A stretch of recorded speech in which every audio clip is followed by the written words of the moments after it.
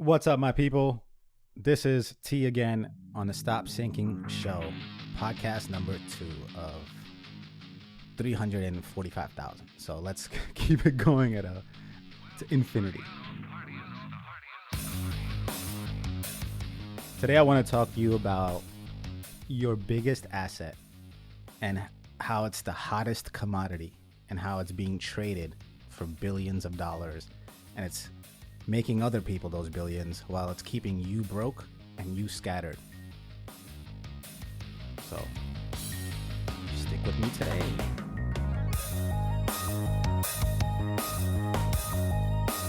All right, guys.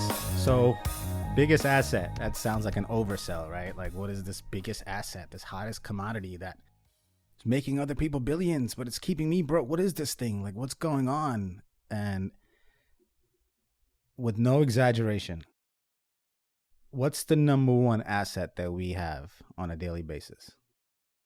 It's our time. So, but it's not just time. It's the quality of that time. It's the focus and the attention that we use that time with, and we build it, and we build something that means something to us in our life. So this isn't something that is uncommon. This is, I'm afflicted by it. I'm affected by it with people in my life.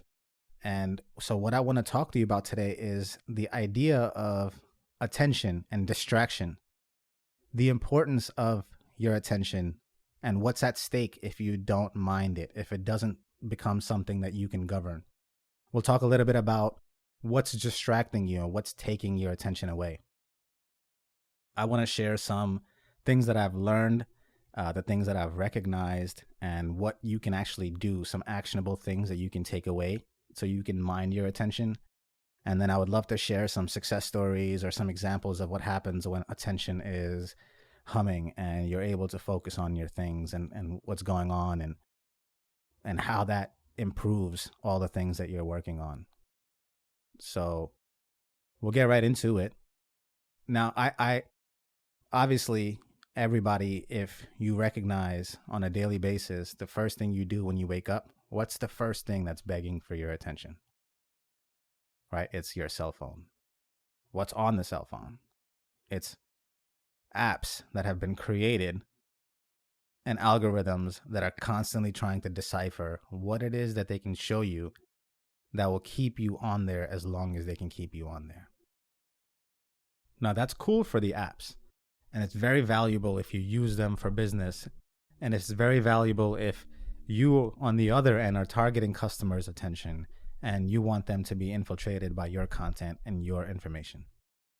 But for your own life, your lack of attention and what's at stake for your lack of attention, it's that it's not only robbing you of the life that you can create, but it's also robbing the connection, a true connection with the people in your life that they need when they're telling you a story, or they need when they're sharing their heart with you. There's a lot of undiscovered parts of people that we are leaving out because we are not able to give them our undivided attention and the quality of attention that they require for them to connect with us, whether that's adults or children. The nieces and nephews and sons and daughters in our lives, they are playful and they need, more than anything, they need your quality of attention. And your quality of attention determines the depth of your relationship with that child or that kid or that adult or your loved one. The amount of attention that you are able to give to them will allow you to go deeper with them, or more than anything, will allow them to go deeper with you because they can feel that they have your attention when they're speaking. And it's a rare thing, especially nowadays. That's why I'm talking about it, to have somebody's undivided attention. So not only are your relationships at stake and your goals are at stake, your safety's at stake. I mean, how many times do you cross the street while you're on your cell phone? There's so many statistics of people getting something bad happening to them. Let's not go morbid with this. The point is, your safety is at risk. Now, everybody's fighting for your attention. Obviously, somebody somewhere understands the value of your attention, right? These apps, all they're trying to do is decipher and reverse engineer what it is that is interesting to you that you probably don't even know about enough. And your attention shifts and can only stay still for 10 seconds at a time. So they're constantly feeding you a variety of things that grab your attention. Now, if they value your attention so much, shouldn't you put equal or more value on your attention that allows you to then unlock what it is that you could do in your life with that quality of attention? It's literally your highest asset, your biggest asset. And it's being treated as the most major commodity. Every app is fighting for your time. Everybody wants you to spend an extra 10 minutes, an extra minute on their news feed or on that video. And everything is being paid by watch time. And that's ultimately the highest commodity that all these companies are built off of. So your life really comes down to the quality of your time and what you give attention to in your life. And what you squeeze out of your life comes from what you have given pure attention to. And your quality of work, your quality of everything, relationship, everything suffer. So I hope I've made a good enough point about what's at stake with attention and the lack thereof. Now let's talk about what it is that's actually distracting you. What it is, I mean, obviously we understand now. Attention's important. Everybody wants my attention. Great. I want it too. But what is distracting me? If I want to start to reclaim it, I have to first become aware of what's distracting me. So I think the first thing that and I say you because I'm trying to feel like I'm talking to you, but don't mistake me. This is also me. We're all in the same boat. And the first thing that I think that keeps us distracted is that we're slaves to the urgent. We're slaves to, oh my God, this thought popped in my head, and oh my God, if I don't trust myself, if I don't stop what I'm doing right now, and I don't capture this thought right now, if I don't do it right now, I'm not going to be able to do it. And I forget. And then I'll have to think about it again and I'll be stressed. So I have to stop everything I'm doing. And then what happens is one thought is fighting with the next thought, because while you're doing that thought, and another thought that's more pressing comes up in your mind, and you're like, oh my God, I gotta do that. So you're a slave to the urgent because you don't have a system. Your body doesn't trust you, and you just feel the need to do everything that it needs to get done right away, because you're like, if not, you don't have a system, and your body is like, oh my God, these things are important to do. I have to call my accountant. I have to just file that. I have to send that email. And if I don't do it now, so everything suffers because you're not able to have some kind of system. And that keeps you a slave to this immediacy of that thought. And it distracts you away, and it takes your attention away from the things that you should be doing, that's planned for today, that's assigned for today, that's contributing to something that's supposed to help you tomorrow. What's another thing that I think is distracting you, is distracting me on a daily basis? High on that list after being slave to the urgent is obsessive negative thoughts. It's just pattern thinking and constantly revisiting issues and just fighting straw men in your brain and having arguments with people and proposing their argument and having a whole debate with somebody with the shampoo bottles while you're in the shower. I mean, I know I do this. I know when I have had a disagreement with somebody recently, I'm constantly replaying that in a way to find either where I was right or I was wrong, or just revisiting it just because I like the pain of it, or whatever, or thinking about my ex-partner who did me wrong 3 years ago, or right, like there's no actual goal or no actual actionable thing that can come out of this thought, but you go down this road because you think that this thought is, you don't even think. You're just so patterned in this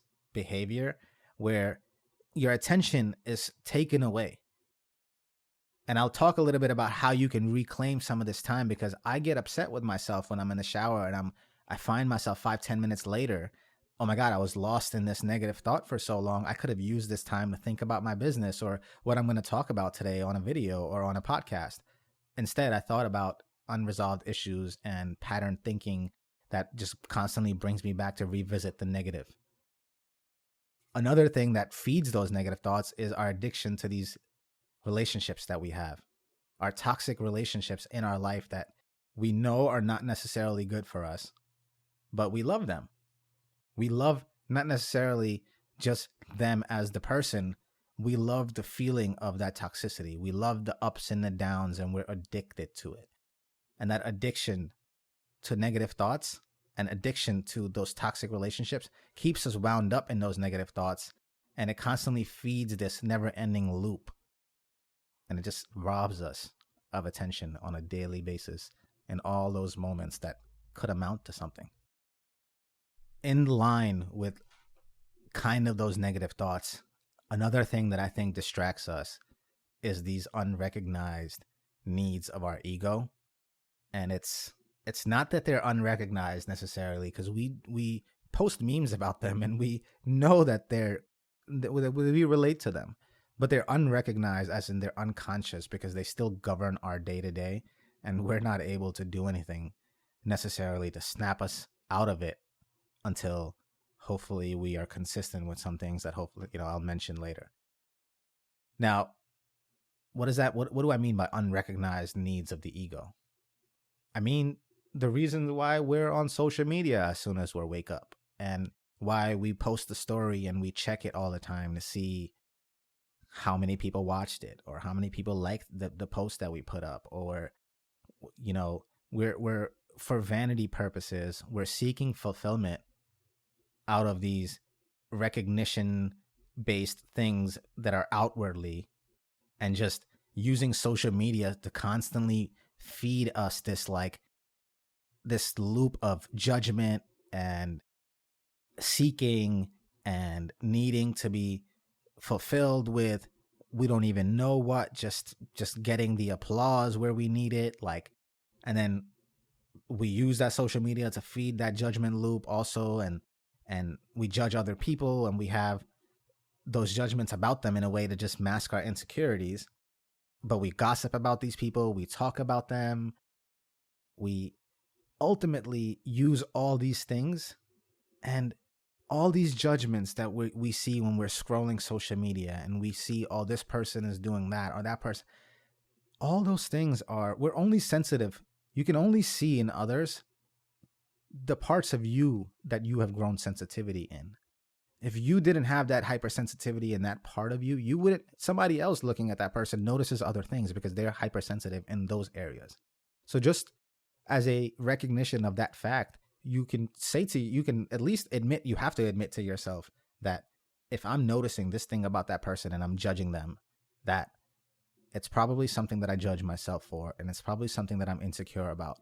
And again, I'm using it to distract myself from what matters, which is working on me. I'm taking that attention and that quality away from my own life and putting it into these frivolous places, these thoughts about other people that are really, if I just slow down for a second, I could use them as education to find out more about myself and more about what's buried inside of me, what's wanting, what's yearning, what really is these unrecognized needs of my ego, and just really trying to recognize what it is that's robbing me of my attention. Why am I on here on a daily basis? What do I get out of it? Is it tied to a goal? Another major reason I think attention becomes scarce and distraction becomes a tool is to survive. And unfortunately, because of trauma and because of the need to cope with it, we learn to disassociate from reality, from the pain of what is in front of us. And we learn to distract ourselves from that by escaping through, maybe it's more work, or maybe it's just daydreaming, or whatever have you.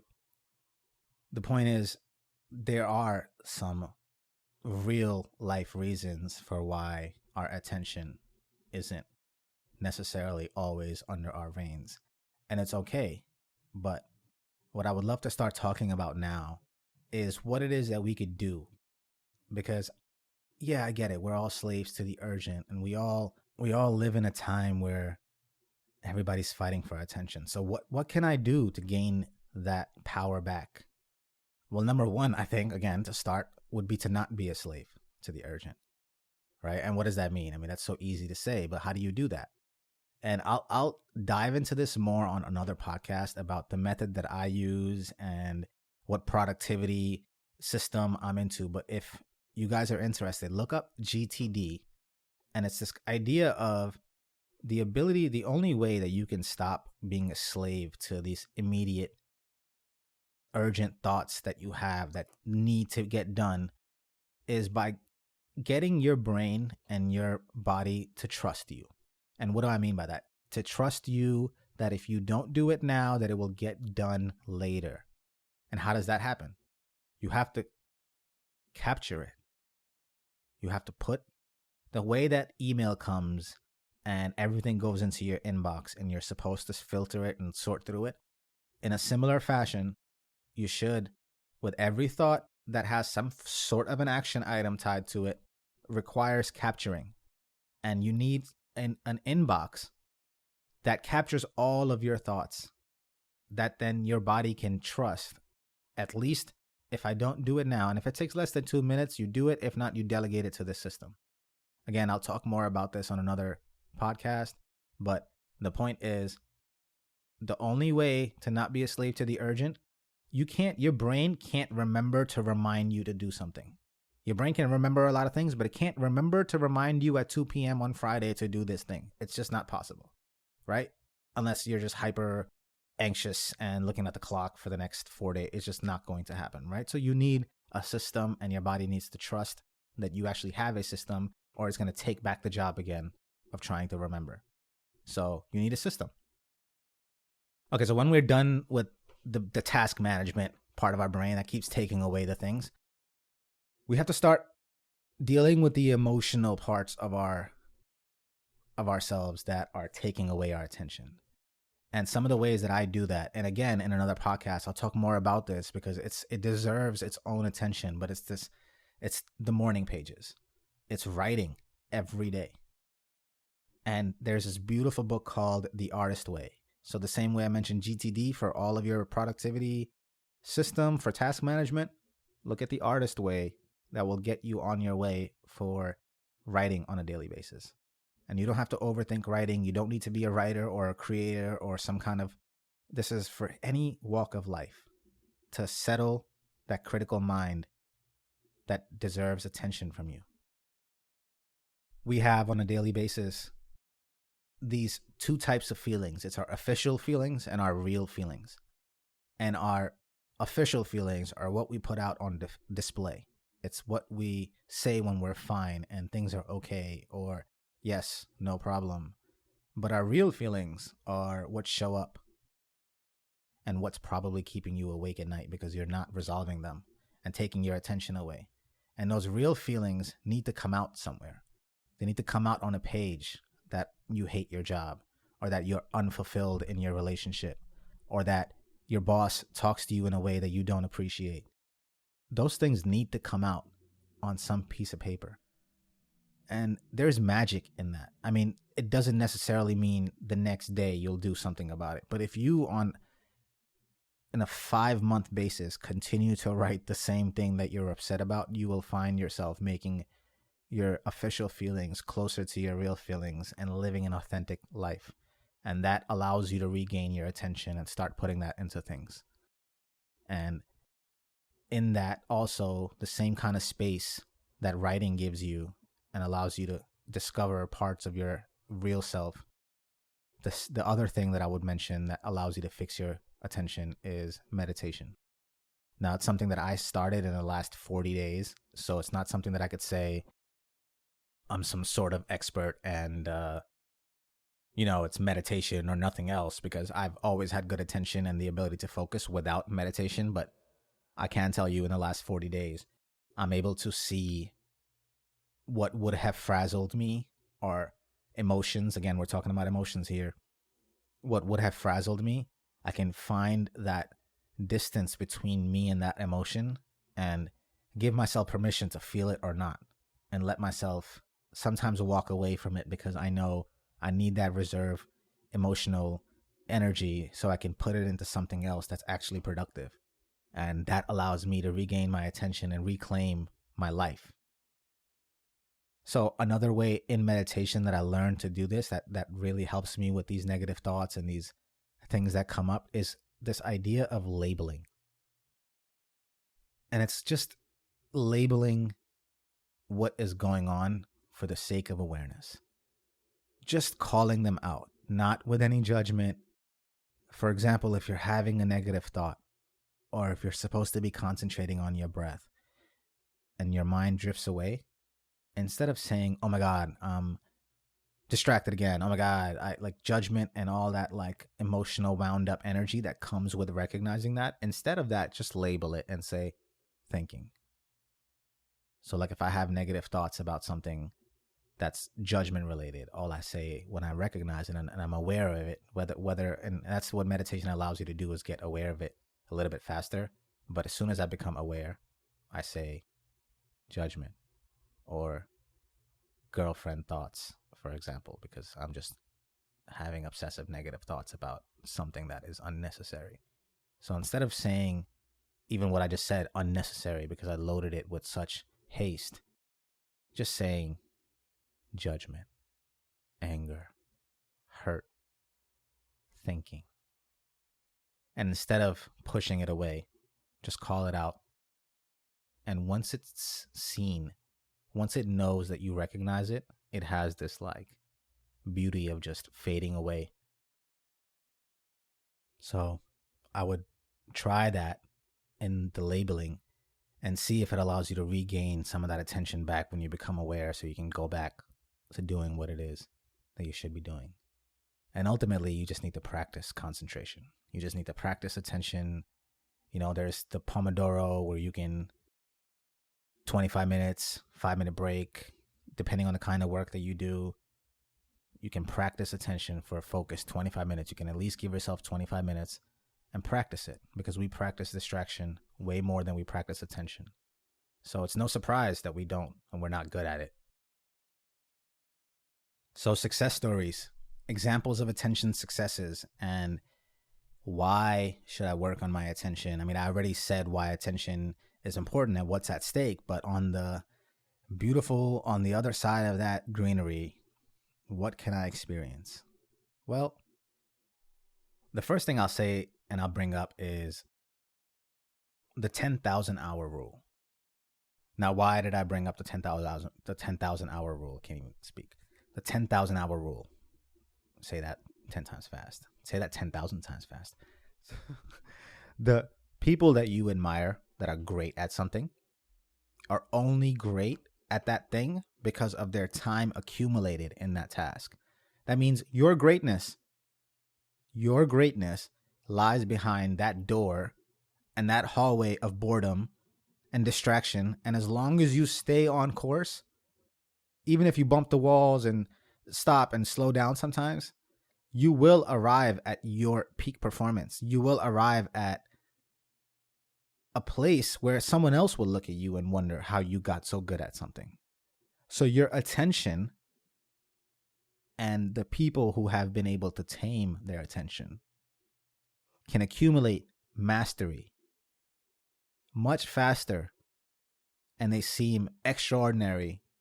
And it's because this one thing that they are able to govern in their life. I'll share this quote today that I heard on my meditation that related to distraction and got some of these thoughts started. And it's, believe it or not, Al Pacino, who said, "There is no happiness. There is only concentration." And what I took out of that is we can only appreciate what we notice. only when you slow down enough to give something your pure attention, only then is more of its beauty and its nuances revealed to you. Only then, and only when you truly, truly pay attention, can you see, can you taste, can you hear, can you feel. And I'll say just one last thing about the idea of coping with trauma, because it's a very, very real thing, and I understand times where I haven't been able to govern my attention because of it. And as I was writing this today, I had something difficult come up almost right after I wrote this, and it was almost like telling me to apply this. So instead of disassociating, using distraction as a tool, when times are turbulent and you're coping with trauma, instead of tuning out that pain in life and tuning out the fear of an uncertain future, because that's ultimately what happens when it's traumatic. You don't store up goods for the future when the future is uncertain. In those moments, the way to find gratitude is to shorten the time span in which you look for it. So when next week, next month, or even tomorrow or the next minute is uncertain, because maybe you're sitting next to somebody who's ill at their bedside and they only have minutes or seconds to live, you have to shorten the time span in which you find gratitude. So that sometimes means you can just be grateful for what you smell and hear and taste and feel in the second. You're grateful for and feel blessed for the smell in the air in your lungs for that minute, the touch of someone's skin,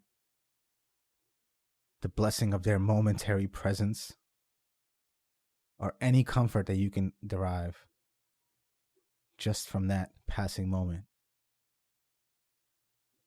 Because sometimes the way to cope with trauma isn't to distract ourselves from the current moment. It's to be ever present and to be grateful for everything that our senses reveal to us, and be grateful for every moment that we are alive.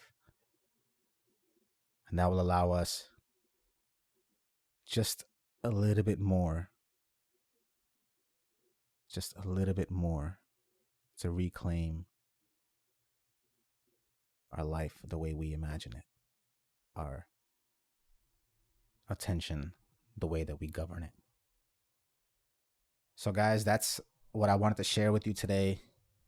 It's the idea of attention. It's me being affected by it when I can't govern mine, me being afflicted by it when someone else can't give me theirs. And ultimately, how I use it will determine my life the way that how others use theirs determines theirs. So I hope you guys find some way, some motivation to put the value in your attention that other people and other organizations and the world is putting on it, and you start to use it and wield it to start creating a life that you deserve today with the next thing that you give attention to. I love you guys.